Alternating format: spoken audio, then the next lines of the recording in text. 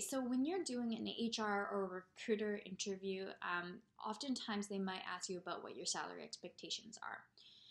So the one thing I would say is it's not a good approach to not answer the question.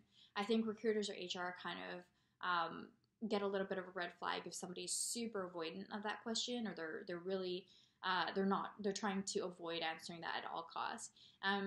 And so I would say that the most important thing to do is to do research about that specific role, the level of the role, and the city that the role is in. Now, a few things to keep in mind. If it's a startup, you can expect that salaries are probably going to be around market rate or slightly less, and that they're going to overcompensate with employee stock options. So that's something to keep in mind.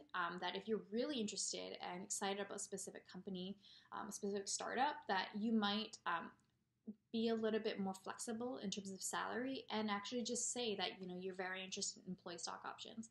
That's actually something that really shows excitement about the specific company, and as a founder, they'll get excited about hearing that you're more excited about employee stock options rather than salary. So if that is true for you and that is something that excites you, I would definitely mention that in an interview if that question comes up.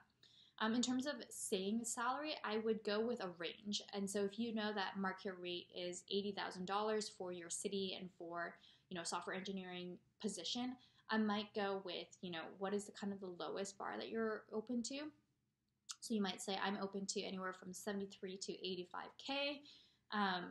And of course, open to employee stock options as well. And so you want to give a range. You don't want to kind of beat around the bush. Just be very clear and direct about your answer. Say your range. Say that you're excited and interested about employee stock options, and that's it.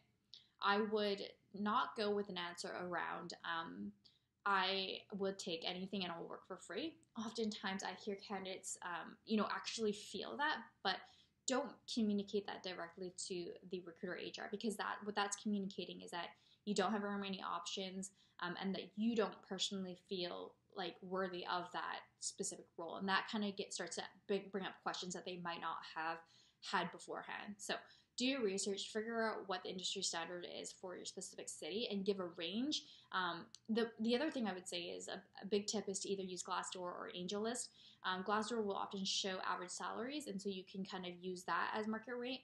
And AngelList, sometimes for the specific role that they posted, they put a range about the salary that they are willing to offer. And so as long as your answer fits within that, this wouldn't be a red flag for the interviewer.